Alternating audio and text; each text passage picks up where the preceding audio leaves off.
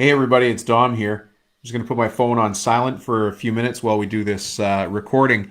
Today on Cabinet Maker Profit System, we're going to talk about change orders. We're going to talk about change orders here because change orders are important. And I just ran across a situation that you're probably going to want to hear about. There was a couple of mistakes that happened on a job. Architectural mill worker, big high-end cabinet maker, doing a tenant improvement, and change orders came up and bit them in the butt, and I don't want that to happen to you. And it happens to all of us. I'm not saying that I have great systems in place in my business, but I will tell you I'm always working at them. That is one thing. It's some of you listening know me well already. You know I'm always working on my systems, but I'll also tell you none of my systems are finished. They're always being tweaked and poked and prodded. But here's a story. I've got some notes here, so you see me referring to my page about a change order problem. So here's a change order mistake and how it happened. The first thing was the site conditions weren't not good for this cabinet maker that went on site. There was, of course, cabinetry, we're last on site. I mean, how many trades come after us? And so we're dealing with the aftermath or the burp or the echo of all the trades that were there before, right? So if a door was framed in wrong, if a light switch is in the wrong place, if the appliances aren't laid out properly, really all of those things, all the little things that have happened before really start to affect the cabinetry trade, as you guys know. So anyways, site conditions were not ideal. Remember, this was a commercial job, and there's a whole bunch of little things that added up into a big problem. One of the other things that was happening here is the general contractor was talking directly to the staff on site when the project manager, when the PM wasn't there. And that led to some problems on its own. Now, as a standalone, the GC should not be talking to the staff on site. I don't know what you do. I mean, I'd love to hear in your comments. Do you let the general contractor tell your staff, your installers, or your people on site, let them? Do you let the GC tell your crew what to do on site, or do those job descriptions, job orders have to come from you? So that'd be interesting to hear. Leave a note in the comments below. That was a problem that was on top of this. And maybe if that was the only thing, this wouldn't have been so bad. But this added up into thousands and thousands of dollars missed. We're talking like it was adding up to a couple $1,000s per room. It got out of control fast. What happened here is there was a lot of decisions that were being left up to the project manager. And the project manager was not tracking change orders, even the zeroed out change orders. So I'll ask you this, and I'll ask you very directly, but with, as a suggestion. Are you tracking all change orders, even if there is zero? Even if you decide to make that change, are you tracking the change, documenting the change, submitting the change, and then making it a zero cost? And the reason that's important, you might say, well, Dom, what a waste of time to make it a zero cost. But I want the decision to be in your hands. You are a skilled tradesperson. You won this job because you were the best contractor for the job. You operate with pride. You love what you do. You take pains to make sure things are right. And so you deserve to get paid for it. Now, you make the decision.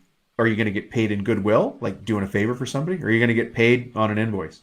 So you can only make the decision if it's documented, if it's on paper. We'll call it on paper for a second. There's different softwares and apps out there that help you with it. But unless it's documented, you can't track it. And people have a very short memory when you've done them a favor, especially GCs. And I know there's some GCs listening, and none of you are disagreeing with me right now. Okay? In this case, they also had a nickel and dime GC who was willing to go back and point to the contract, which is never good. Never good. And the architect wasn't clear in their instructions. I think piecing it together, there was probably a lot of miscommunication even happening from the site developer here. But regardless, all of those things flowed down, and guess where all of that stopped? Well, it stopped at this cabinetry company. Thousands of dollars per room just lost because it wasn't tracked, because the GC was going direct to staff, because site conditions were not good at the beginning and should have been caught and communicated. So I've got 4 things that I want to give you as suggestions for how to improve your change order process, how to make things better. And let me tell you where I come at this from. I come at this from 20 years of talking to guys like you, companies like you that have dealt with situations like this. So When the owner of the company goes into an office, close the door, and they get on a phone call with somebody like me, these are the things we're talking about. How to make the company better, one little tiny step at a time. Well, for 20 years, I've been writing these things down. I've been tracking it and passing on the information as best I can. Here are 4 things that I want to put on the table for you, your partner, if you've got one, you and your finance person, you and your PM, you and your foreman, whoever it is in your company. You're going to figure out how to get better at change orders so that you have a better handle on money and operations. Okay, so number 1 is write down all of the change orders, even if you decide to zero them out. And we talked about that already, so I'll just blow past that one. The other one here is I want you to use a system. Now, you can only use this many systems, just one system. I want to make sure the camera sees me. Just one system. That's the key to systems, is just use one system. Now, there's 3 different systems that you can use, but you've got to choose one and then just keep using that one until you find a better system. So the first way to use the system for tracking change orders is on paper. I'm using paper right now, right? So have the same form all the time. And one of the tricks that I like to give people is to have it on colored paper. So maybe change orders are always on light blue or light green or light pink. You want to just choose a color.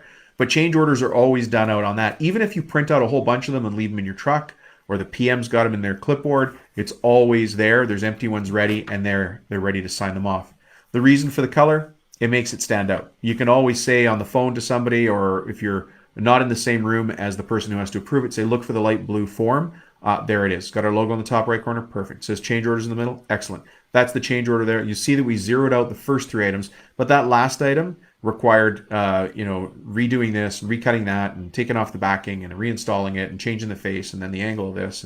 And so we put a change order in place for that for X amount, but you can see, of course, that we zeroed out the 3 previous change orders. Makes it pretty tough for somebody to suddenly say you're being unreasonable when you just gave them 3 for free and you're charging for one that was clearly a big chunk of work. So on the paper side, I like to have the same form all the time. So it's very easy for your PM to track, very easy for you to track in the future when you're looking at it. And because I set a color, you choose the color. It should always be the same color, let's say light blue. Then you always know that that light blue form in your company is a change order. Now, if the system you're using is to send change orders by email, that's easy as well. And it's electronic, which is nice. But something I want to remind you to do, and many of you are already doing this, so you might have even additional comments on this. Please leave them in the notes below. But always use the same format and template. And so you can actually set up templates or formats in your mail settings, or you can create a separate document that you copy and paste into the email. You also want to make sure that the title of the email is always the same. It's always consistent, right? So it might be job number elevation or job number room number, whatever it is. However you're tracking it, use the same language that the architect gave you the room in, right? And then always have your title the same, and then somewhere in that should say change order. So it's easy to track. In your emails, you can sort it by change order, and then you can sort by, let's say, job name, account name, job number, whatever it is. But think about how you're going to track these in the future. Let's say 30, 60, 90 days out. Do those numbers sound familiar when we're talking about accounting and collections? So make sure you track it that way. So email is great. It's a great way to go from paper to some sort of electronic system, but you're not ready to invest in one of the online systems for tracking. First step, go to some sort of email tracking system. Okay. I learned something from one of my managers a long time ago. He says, if you can't make this new system work on paper, we ain't going to make it work in software. And so I always remember that. And those of you that work with me will recognize that. Let's make it work on paper. Let's do the spreadsheet on paper first. If we get it figured out on paper, then we can move to Excel. Once we get it in Excel, then we can go look for a software. But jumping straight to a software means I'm more likely to change my business to suit the software than making the software modified the way I run my business. Does that make sense? So it's a nice track first to go from paper to email. Email, then this third one is use an app or a software to track your change orders. There's a bunch of great ones out there. I'm not endorsing any of them right now, but people use Buildertrend as an example. You might use other things as an example. Whichever system you use, that's the system. There is one system. So you really want to make sure that you're managing your people and your crews to make sure that you're using only one system for submitting, tracking, and following up through on change orders. Okay, so that's all number 2. So number 1 was write every change order down somewhere. Number 2 is to use a system. And then inside number 2, I gave you 3 options: paper, email, or software in general. Number 3 is to run your company like a real business. And a real business runs on systems.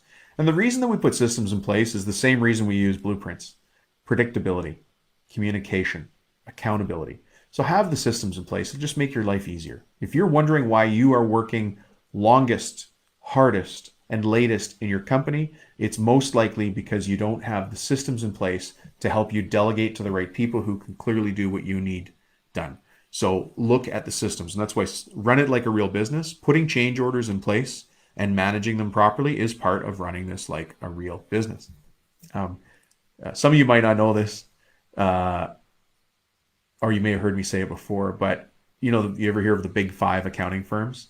So those big 5 accounting firms like Deloitte and all those companies, they've got a saying when they're doing consulting work inside of also big companies.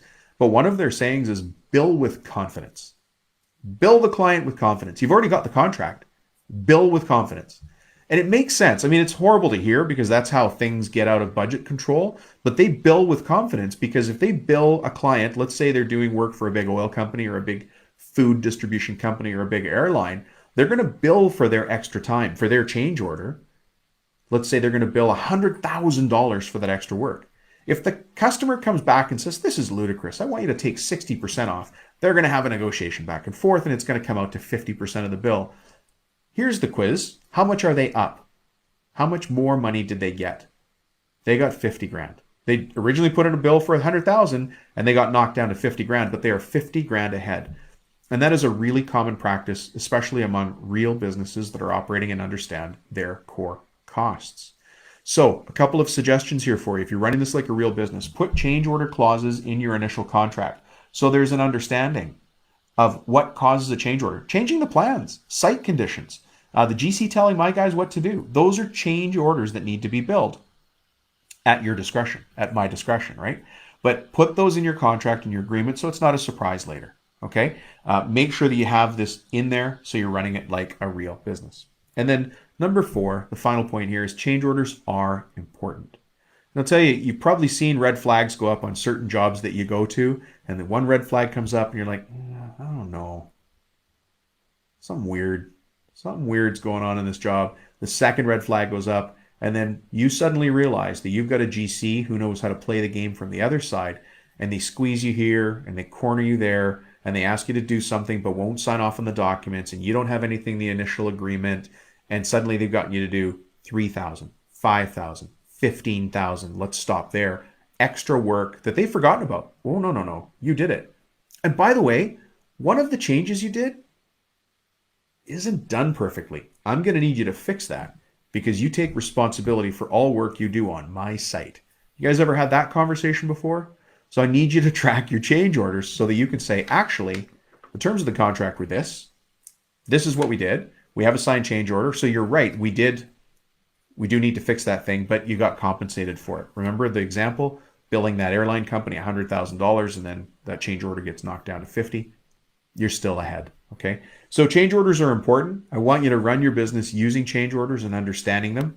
For those of you who are, I'll say already, I want to say advanced, but I don't mean it that way. If you're already tracking your numbers really well, if you know all of the numbers in your business, then I want to give you one new number to track. Many of you have heard me talk about this before. Those of you who've sat with me before will have heard me talk about this. I want you to start tracking a special number, and it's called change orders per X. So we're going to track on a per job basis, change orders per X. X is a number that really you get to define because of the size of your business. If you deal with smaller accounts, let's say you do kitchens in the $40,000 range, then you might say change orders per X would be change orders per 10,000. If you do large tenant improvements or if you're doing cabinet installs on entire new towers, you might say change orders per 100,000. The reason I want you to track that number is because you'll soon come to understand that no matter what the job, no matter who the GC is, no matter who the architect is, no matter what the site conditions are, you would expect change orders at a certain percentage to happen on every job. So let's say it's on a kitchen. It's a $40,000, let's say $50,000 kitchen, so it's easy. So your change orders per X might be change orders per 10,000. And you know that for every $10,000 of work you do on a job, there's let's say $500 worth of change orders. So how many change orders can you expect on a $50,000 job if your change orders per X is $500 per 10,000? Go ahead and write that in the answers there. Let's see how many in the comments below. You know that already. And so what does that mean? It's just fun to know that funny trivia number that nobody else cares about? Sure.